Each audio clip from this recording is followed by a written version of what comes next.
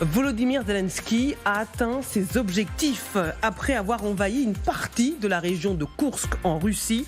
Au terme d'une opération lancée il y a près de 2 semaines, les Ukrainiens ont détruit 3 ponts dans la zone qu'ils occupent. Le président ukrainien dit vouloir créer une zone tampon entre la Russie et l'Ukraine pour empêcher de nouvelles attaques russes, alors que de violents combats se poursuivent à Pokrovsk dans le Donbass où Kiev a ordonné des évacuations. Nous y reviendrons. Que se passe-t-il en ce moment en Russie? Les indispensables avec Justine Fraissinet. Bonsoir Justine. Bonsoir Marie-Aline, bonsoir à tous. Il n'y a plus de doute sur les ambitions de Kiev en Ukraine. Effectivement, après 2 semaines de spéculation, pour la première fois, Volodymyr Zelensky précise clairement les objectifs de l'incursion de Kiev. Écoutez. Основне завдання наших оборонних дій загалом – знищити якомога більше російського потенціалу війни і проводити максимум контрударної роботи. Зокрема, це і створення буферної зони на території агресора, наша операція в Курській області. En clair, les Ukrainiens veulent occuper la zone pour, semble-t-il, empêcher de nouvelles attaques de Moscou de leur côté de la frontière. Alors concrètement, c'est quoi une zone tampon? D'habitude, c'est un terrain neutre, entre guillemets, qui sépare 2 armées pour permettre un cessez-le-feu. Là, vous l'avez compris, c'est un peu différent puisque c'est l'Ukraine qui occuperait militairement cette zone. Alors comment, justement, l'Ukraine, Justine, veut créer cette zone tampon ? Eh bien, dans un premier temps, en tenant les Russes à distance. Pour cela, les unités ukrainiennes ont détruit 3 ponts à l'ouest de la zone qu'ils occupent. Ces images aériennes le prouvent. Kiev a procédé à des frappes de précision à l'aide de lance-roquettes HIMARS et d'avions de chasse MiG-29 pour cibler et détruire ces 3 ponts. Dans cette zone, ils étaient les seuls qui enjambaient la rivière que vous allez voir apparaître, la rivière Seym, qui devient donc une barrière naturelle contre les forces russes. Précisons qu'elle est assez large à cet endroit et qu'elle ira en s'élargissant davantage à l'automne. Cela va donc compliquer le ravitaillement pour Moscou ou l'arrivée de renforts de troupes. Bref, c'est un avantage pour Kiev. Deuxième objectif, maintenir la pression pour empêcher les Russes d'organiser des lignes de défense, continuer de les cibler à distance avec des tirs d'artillerie. Ainsi, Kiev espère conserver les 82 localités et 1150 km² qu'elle dit contrôler en territoire russe. Troisième objectif, fortifier pour mieux défendre. Plusieurs blogueurs militaires russes affirment que les Ukrainiens construisent désormais des tranchées.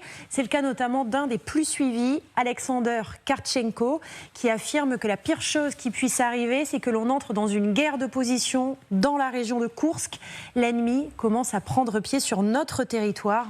Précisons que pour le moment, nous n'avons pas d'image pour confirmer cela. Justine, quel est l'objectif à long terme ? Eh bien, pour le dire clairement, mettre les Russes face à un dilemme, les forcer à choisir leurs priorités. Soit ils décident de sauver l'honneur, entre guillemets, et de récupérer leur territoire dès maintenant, ce qui implique des renforts de troupes à Koursk et donc dégarnir d'autres fronts en Ukraine. Soit ils décident de ronger leurs freins, c'est-à-dire garder le gros de leurs troupes en Ukraine et tenter de limiter la percée en Russie, quitte à récupérer leur territoire dans un second temps, avec évidemment en ligne de mire pour Kiev de futures négociations où la Russie serait ainsi en plus mauvaise posture. Précisons qu'aujourd'hui, le Kremlin fait savoir par le biais de ce conseiller diplomatique qu'il n'y aura pas de discussion avec Kiev jusqu'à nouvel ordre. Écoutez-le. На данном этапе, с учетом этой авантюры, разговаривать мы не будем. То есть, естественно, его предложения, которые на встрече с МИДом были сделаны, они аннулированы. Нет, они не аннулированы, но на данный момент, конечно, просто совершенно было бы не кстати вступать в какой-то переговорный процесс. А сколько времени может пауза? Я не знаю. Tout зависит от ситуации, в том числе на поле. Justine, il y a aussi une question de priorité pour Kiev parce que Moscou continue de progresser dans l'est du pays. Oui, sur le front Est, celui du Donbass, Moscou revendique la prise d'un nouveau village dans la région de Donetsk, près de la ville de Pokrovsk, qui est un nœud logistique très important pour l'armée ukrainienne. Elle fait d'ailleurs partie des 3 prochains objectifs de Moscou dans la région, avec les villes de Kramatorsk et de Sloviansk, qui se trouvent plus au nord. Les autorités ukrainiennes ont ordonné l'évacuation des familles avec enfants dans cette zone. 53 000 personnes sont concernées. Et puis ce qu'il ne faut pas oublier, c'est que depuis des mois, depuis le mois de février précisément, et la bataille pour la ville d'Avdivka, les Russes avancent de manière méthodique, kilomètre par kilomètre, au fil des jours. Kiev devra donc sans doute se questionner également sur ses priorités, tenir l'occupation en Russie, ce qui nécessite des hommes. 6 000 seraient toujours présents en ce moment dans la région de Koursk, ou bien défendre son territoire et ainsi rapatrier des troupes dans le Donbass. Merci beaucoup Justine. On va y revenir justement sur cette progression russe dans l'est du pays et sur Pokrovsk qui pourrait tomber aux mains de Moscou. Mais d'abord sur cette zone tampon que Zelensky dit vouloir créer. Que cherche-t-il en réalité ? D'abord, le concept de zone tampon est incroyablement élastique. Et on n'oublie pas qu'en mai, Vladimir Poutine lui-même avait invoqué cette notion de zone tampon pour justifier en quelque sorte la tentative de conquête, de reconquête du secteur de Kharkiv. Alors, historiquement, je dirais géopolitiquement, une zone tampon, c'est un espace qui sépare 2 forces belligérantes. Simplement, vous avez 1000 déclinaisons. Si on pense par exemple à la Corée, les 2 Corées, 38e parallèle, il y a une zone démilitarisée, la DMZ. Là, en l'occurrence, il s'agirait plutôt d'une zone hyper militarisée. Oui. Bon, donc et si on regarde aussi des exemples historiques récents, pour un peu éclairer la réflexion sur ce que serait une zone tampon dans le secteur de Koursk, songeons à ce qui s'est passé avec la Turquie lorsqu'en 2014, elle a en quelque sorte étendu sa souveraineté sur la lisière nord de la Syrie. La véritable volonté, c'était d'empêcher une sorte d'autonomie kurde, un peu sur le modèle irakien, qui aurait pu faire contagion dans le sud-est de son pays. Et puis, vous avez eu aussi tous ces débats sur les zones d'exclusion aérienne, qui, de cette manière, sont aussi des zones tampons. On en a vu en Bosnie-Herzégovine, on en a vu en Libye en 2011, c'était la fameuse résolution de 1973, etc. Donc le problème, c'est que qu'est-ce qu'on met derrière les mots ? Déjà, entre la zone tampon à la Poutine et la zone tampon qu'imagine Zelensky, il y a une différence de nature et pas seulement de degré. Donc pour moi, ça reste aujourd'hui un concept relativement gazeux. Marc Semo a raison, c'est un concept flou qu'emploie Zelensky là-dessus. Mais le plus probable dans ce cas-là, parce qu'effectivement les zones tampons, ça peut être beaucoup de choses, c'est celle de repousser à une profondeur de 15 km, 20 km, 30 km la frontière, de telle manière que votre territoire ne soit pas victime de tirs d'artillerie, d'infiltration, etc. L'exemple que donnait Vincent, celui de la Turquie au nord de la Syrie, mais aussi au nord de l'Irak, c'était ça. C'était créer cette espèce d'espace en repoussant la frontière pour protéger le territoire. C'est aussi ce qu'ont fait les Israéliens au Sud-Liban à une époque. Bien sûr, mais pardon Marc, je ne sais pas si on peut revoir la carte. Je ne vois pas... Alors, si vous regardez la carte, si elle est paralysée, elle peut empêcher les Russes d'atteindre l'Ukraine. Alors, il y a cette petite zone qui est au sud de la rivière Seym, où les Ukrainiens ont fait sauter les 3 ponts, qui effectivement est à l'ouest de la zone déjà conquise, et qui, si vous regardez la carte, sera parfaitement repousse la frontière, repousse, disons, là où les Russes peuvent se déployer, de globalement une trentaine de kilomètres en profondeur, donc ce qui les met théoriquement à l'abri de tirs. Mais en réalité, parce que vous voyez qu'ensuite, il y a plein d'endroits où la frontière continuera à être... Voilà. Donc en réalité, il s'agit d'un symbole. Parler de zone tampon, c'est implicitement dire qu'on ne va pas aller jusqu'à Moscou, ce que tout le monde savait, mais c'est toujours mieux de le rappeler, ou même jusqu'à Koursk. C'est une manière de dire, voilà, on prend des territoires, on le fait uniquement pour se protéger. Ça, c'est pour faire plaisir aux Occidentaux qui ont dit... C'est une défense. Vous ne pouvez utiliser nos armes théoriquement que pour vous protéger contre le territoire russe, que pour vous protéger. Donc voilà, on respecte les engagements, on se défend, c'est rassurant et en même temps c'est une manière de prendre ce gage territorial qui pourra ensuite être discuté, négocié dans d'éventuelles négociations après, avec simplement un bémol parce que probablement malgré tout, un des buts de l'opération ukrainienne, c'était d'entraîner un allègement sur Pokrovsk de l'offensive russe, c'est-à-dire de faire en sorte que les Russes, pour contrer l'invasion sur leur territoire, fassent venir une partie de leurs troupes engagées du côté de Donetsk, et ce qui apparemment ne s'est pas fait, les Russes préférant continuer leur opération vers Pokrovsk à cause de tous les enjeux stratégiques et logistiques que représente cette ville près de Donetsk. Ludmila. Oui, quand on parle de zone tampon, justement, comme évoqué par Vincent, c'est l'idée que Poutine même a mis sur la table, sous prétexte de protéger justement Belgorod de tirs ukrainiens ou Kursk. Voilà. Nous, on protège Soumy, on protège Kharkiv. Pourquoi c'est si important de justement faire en sorte que cette zone, elle soit contrôlée ou sous contrôle des Ukrainiens? C'est la question de logistique. C'est toujours la logistique. Vous avez, par exemple, ces 3 ponts qui étaient sautés par l'armée ukrainienne. C'est aussi l'approvisionnement des troupes russes qui sont là aussi. Pour ces troupes russes, ça va être difficile de se retirer. Il y a même dans les chaînes Telegram russes les 1000 blogueurs qui disent que ça va faire en sorte que l'Ukraine elle va pouvoir contrôler, si vous regardez bien sur la carte, toute la zone de la frontière ukrainienne jusqu'à la rivière, plus cette partie qui était juste à côté. Mais je pense que ce qui est important, et c'était dans ce que Zelensky a dit, le président ukrainien, il n'a pas explicitement dit que l'opération en Kursk, c'est ces objectifs-là. Ce qu'il a dit, il a dit que de manière générale, tout notre objectif dans ce qu'on fait, c'est de défendre nos frontières, de défendre notre territoire. Il a dit également que la destruction de la logistique et de l'ennemi sur le territoire russe, c'est quelque chose d'important. Et la dernière chose, ça fait longtemps que les Ukrainiens ont parlé de transférer ou faire transférer la guerre sur le sol russe, là d'où elle vient. En Ukraine. Et effectivement, c'est un des enjeux majeurs. Et par ce transfert, on a vu aussi la réaction de Poutine et la réaction de la Russie quand un pays envahit un autre pays qui est nucléaire, soi-disant. Tous les Occidentaux, ils avaient quoi comme peur?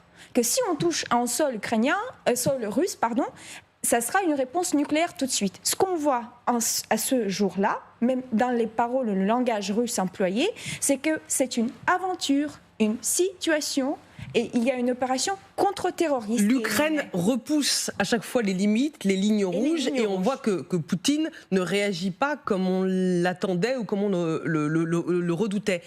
Mais la question aussi, c'est est-ce que cette stratégie, elle est efficace? Combien de temps les Ukrainiens vont pouvoir occuper cette zone? Ça leur prend des hommes. Oui, mais efficace contre quoi? On ne connaît toujours pas les buts. Pour moi, c'est pas très clair quels sont les buts de cette incursion en Kursk. Si on connaît les buts, oui, on peut faire. Par exemple, si le but c'était de faire dégager le front du côté de Donetsk, c'est-à-dire qu'on espère que les Russes vont déployer leurs forces à Kursk. Bon, ça se fait pas, alors c'est pas efficace. Mais je crois pas que c'est vraiment un des buts principaux de cette opération. Alors il faut connaître des buts pour pouvoir juger de l'efficacité. Moi, je pense qu'on n'a pas tous les éléments d'information à ce jour-là pour dire que les buts de cette incursion, c'est ça, ça, ça. Une opération déconcertante. Guéric Poncet. Oui, je reviens juste une seconde sur la définition de la zone tampon. Peut-être qu'on peut intégrer une notion d'intention, c'est-à-dire que de cette zone, on n'a pas l'intention de lancer d'autres attaques une fois qu'elle est installée. Là, les Ukrainiens n'ont pas l'intention de lancer d'autres attaques depuis la zone tampon, et c'est pour ça qu'ils l'appellent zone tampon. Pour la conserver, il faudra évidemment qu'ils aient une logistique sans faille, ce qui va être très compliqué, parce que les Russes vont bien évidemment attaquer les convois logistiques. Il faudra amener des munitions, des renforts, de la nourriture, etc. Il faudra fortifier. Et puis, je lisais ce matin dans un reportage que des habitants russes se plaignent déjà qu'il y a des mines et que donc, les soldats d'un côté et ou de l'autre ont commencé à installer des mines pour renforcer leur position.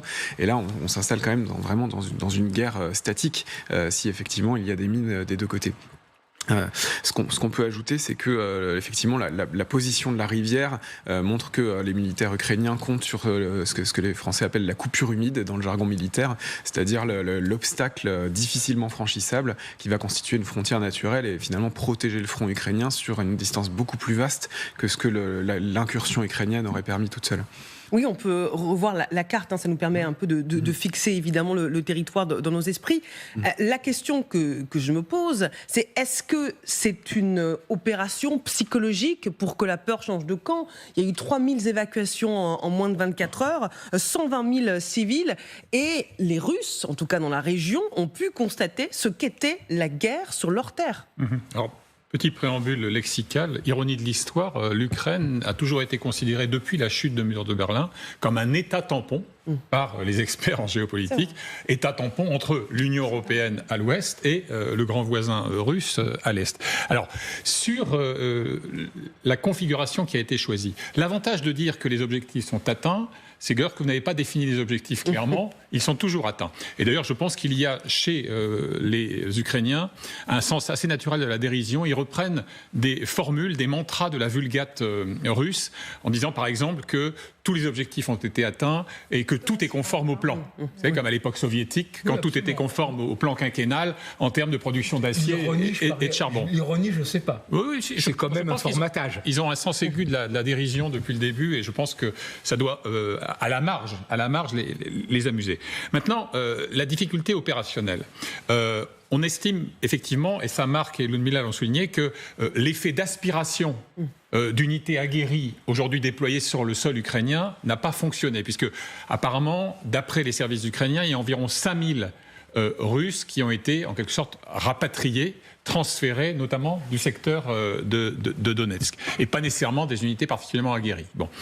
Par ailleurs, si les Russes, et ils sont contraints de le faire à un moment donné, veulent reconquérir le territoire de la mère patrie, il faudrait grosso modo entre 20 000 et 30 000 hommes à minima, mais des combattants opérationnels, hein, puisque grosso modo on estime qu'il y aurait aujourd'hui environ 6 000 Ukrainiens sur le secteur de Koursk. Donc c'est pour ça que tout ça prend du temps aussi, parce qu'il y a d'abord un effet de surprise chez les Russes, et puis il y a toujours ce que l'on retrouve, qu'on avait découvert et analysé au début de l'agression militaire, toujours cette difficulté de se reconnecter avec le réel, de dépasser les dénis classique et récurrent, le mépris pour les Ukrainiens qui ne constituent pas une nation, qui seraient une bande de nations épaulés par leurs parrains occidentaux. Donc il y a un problème d'ajustement et de choix tactique. Quand vous avez 2 ou 3 instances de coordination qui ont été lancées, l'une par le ministère de la Défense, l'autre par le Kremlin, etc., c'est vous dire que vous êtes encore dans une phase d'ajustement pour la compréhension du phénomène et sa riposte. Mais soyons clairs, il n'y aura pas de statu quo. Les Russes, à un moment donné, vont tenter quelque chose. On va y venir dans quelques instants. Raison pour laquelle, pour rebondir sur ce que vous venez de dire, Vincent, Sergueï Lavrov estime que les Ukrainiens n'ont pas pu mener leur opération tout seuls et qu'il y a la main des États-Unis derrière cette incursion. Écoutez-le. Всем прекрасно понятно, что никогда Зеленский не решился бы на это, а это, безусловно, Зеленского решение, как он сейчас хвалится, что создает буферную зону, наносит ущерб российскому государству. Никогда бы он на это не решился, если бы ему не поручили Соединенные Штаты Америки. Так что здесь для нас картина предельно ясная. И как бы там они ни изворачивались, это правда всем объективным, непредвзятым наблюдателям видна и известна. Aucune preuve que Washington ait commandé cette opération. Est-ce que c'est un signe de faiblesse ? Non, mais bon, les Ukrainiens, par cette opération, se sont évidemment adressés aux Occidentaux. C'est-à-dire montrer que, de nouveau, comme à l'automne 2022, comme au début de la guerre, ils ont l'initiative, ils ont l'inventivité, la détermination, ils savent faire un usage des armes qu'on leur donne. Savoir si l'opération a été faite avec les Occidentaux, c'est en partie probablement oui, en partie non, en ce sens qu'ils n'ont pas demandé l'autorisation que probablement on leur aurait refusée. Ça veut dire quoi en partie oui, Marc ? On peut imaginer, d'abord il y a eu la fourniture de renseignements, notamment satellitaires et autres, que les Occidentaux ont toujours largement fourni à l'Ukraine, et ce qui a permis un certain nombre de ces victoires sur le terrain. On peut imaginer que des hommes des forces spéciales, etc., aussi ait pu aider à concevoir un certain nombre de choses. Voilà, mais on reste dans une zone délibérément informelle. Vous remarquerez l'exquise discrétion des États-Unis juste après le début de l'opération pour dire « Ah, quoi, oui, on verra ». Évidemment, tout le monde attendait de voir comment allaient réagir les Russes. Alors effectivement, c'est une puissance nucléaire. Normalement, l'arme nucléaire permet de sanctuariser un territoire. La doctrine nucléaire russe dit que quand le territoire est attaqué, on réagit. Mais en même temps, la doctrine nucléaire russe dit noir sur blanc que pour que l'on utilise le nucléaire, c'est si l'existence même de l'État, les intérêts existentiels, les intérêts de l'État sont en cause, ce qui n'est évidemment pas le cas. Donc on est un peu dans cette zone grise. C'est aussi pour ça, et je terminerai là-dessus, que Poutine continue à parler d'opérations antiterroristes. En plus, c'est le FSB qui est effectivement en charge des frontières. Donc dans cette affaire, c'est une histoire un peu compliquée, parce que normalement, c'est quand même au FSB d'intervenir. Et le FSB a les pires rapports avec l'armée. Donc tout ça complique énormément la donne, d'où le fait d'avoir créé ces espèces de millefeuilles administratifs. Mais c'est quand même l'ancien garde du corps de Poutine, Doumin, l'homme qui avait fait l'annexion de la Crimée en 2014, qui est censé désormais tout coordonner. Voilà, reprendre la main, parce qu'on voit que c'est cette faille, ce manque de coordination qui a permis, entre autres, aux Ukrainiens d'envahir la région de Koursk. Ludmila. Je voulais quand même rajouter au fait que si on regarde les autorisations des Américains sur bombarder, par exemple, ou atteindre les points comme les raffineries en Russie ou autres types d'autorisations, c'était en grand non de la part des États-Unis. Si vous écoutez, par exemple, Léa Panomarev, qui est le chef de la Légion Liberté Russie, qui ont fait des incursions sur le territoire russe dans cette année-là, ils étaient avertis de la part des États-Unis. Vous arrêtez là, vous ne faites plus ça. Alors, il y avait effectivement, je pense, dans l'imaginaire russe, une idée que l'OTAN ou les États-Unis vont toujours arrêter les Ukrainiens, que les Ukrainiens sont totalement maniables, que déjà, si on regarde ce que Lavrov vient de dire, il nie toute souveraineté à l'État ukrainien. Ça n'existe pas chez lui, c'est les terroristes. Alors, pour lui, il faut aussi s'adresser à un public russe, je veux dire pour Lavrov, en dire que nous, on est face à la puissance, on est à l'égal avec les États-Unis, c'est eux qui nous font la guerre, parce que sinon, c'est pas possible que certains Ukrainiens puissent le faire. Alors, c'est pour vous dire que... Oui, ce serait une humiliation d'admettre que les Ukrainiens seuls ont pu mener cette opération. Et vous vous rappelez aussi le régime de silence dont on a parlé, que justement, les autorités occidentaux étaient un peu surpris, ou disaient rien pendant les 4 jours de cette incursion à Koursk. Pour moi, ça veut dire peut-être aussi c'était l'effet de surprise pour le haut niveau politique aux États-Unis ou en Angleterre. Ce qui ne va pas dire que, par exemple, il y avait certains échanges d'informations avec le niveau opérationnel de ces pays-là qui sont en train d'aider l'Ukraine. Mais pour dire que, finalement, c'est quelque chose que l'Ukraine a bien réussi auprès de ses partenaires occidentaux, mais aussi auprès de la Russie, parce que ça fait l'effet quand même que tout le monde voit, et la preuve, on en discute aujourd'hui. Bien sûr. Mais alors, l'Ukraine dit officiellement que cette opération, c'est aussi pour empêcher de nouvelles attaques russes. Mais est-ce que, et on va y venir, Poutine est prêt à tout pour reprendre la main sur Koursk? Est-ce que c'est pas plus intéressant pour le président russe de se focaliser sur le Donbass et sur Pokrovsk, qui est menacé, puisque l'Ukraine a décidé de faire évacuer la région? Là, aujourd'hui, il a quand même une épine dans le pied et clairement, sa position de négociation va être plus compliquée. Poutine n'oublie rien, ça c'est sûr. Donc, forcément, à un moment donné, il va se passer quelque chose. Après, là, aujourd'hui, ces forces sont vraiment désorganisées, vous l'évoquiez, Vincent, parce que ils comptaient, en fait, sur le parapluie aérien pour cette région-là. Ils avaient déployé très peu de soldats au sol parce qu'ils comptaient sur l'aviation et sur les missiles pour avoir une espèce d'assurance-vie pour ces territoires-là. Et grâce à quelque chose qui est passé un peu sous les radars, d'ailleurs, c'est grâce à l'utilisation d'un essaim de drone brouilleur par les Ukrainiens, finalement, les Russes n'ont pas réussi à stopper l'avancée de l'armée ukrainienne. C'est-à-dire qu'ils ont développé des dizaines ou ils ont déployé des dizaines ou des centaines de drones qui émettaient pour brouiller les signaux GPS de géolocalisation et du GLONASS, qui est le système russe équivalent, pour que les missiles et les avions ne puissent pas frapper précisément au mètre près ou au centimètre près les véhicules et les positions ukrainiennes. Maintenant qu'ils sont installés, qui se sont fortifiés en partie, il est beaucoup plus difficile de les frapper, même si le brouillage venait à être annulé. Oui. D'autant que la suprématie aérienne a été effectivement, comme Guéric le décrivait à l'instant, neutralisée et rendait extrêmement aléatoire, donc risqué, des raids aériens, par exemple. Parce que là, vous risquez également de frapper vos propres troupes ou des civils russes. Et ça a été ça, je veux dire, le coup de génie de cet essaim de drones. Petite remarque en contrepoint sur le propos de Sergueï Lavrov, je miserais très volontiers mes économies en roubles et en kopecks sur le fait qu'il ne croit pas un mot à ce qu'il dit. Ouais. S'il y a un personnage dans l'entourage de Poutine qui connaît parfaitement les États-Unis, c'est Lavrov. Il a été en poste pendant près d'une décennie comme ambassadeur de la Russie auprès des Nations Unies. Ça a été d'ailleurs le moment le plus heureux de sa vie. Il a une fille qui a fait une partie de ses études dans une université américaine. Donc lorsqu'il prétend que évidemment tout cela n'a pas pu être ourdi par les Ukrainiens, mais en fait a été téléguidé par les Américains, encore une fois, il sait parfaitement qu'il n'en croit pas un mot, mais il s'aligne sur ce que j'évoquais tout à l'heure, c'est-à-dire ce déni de réalité qui reste un invariant de la perception russe de ce conflit.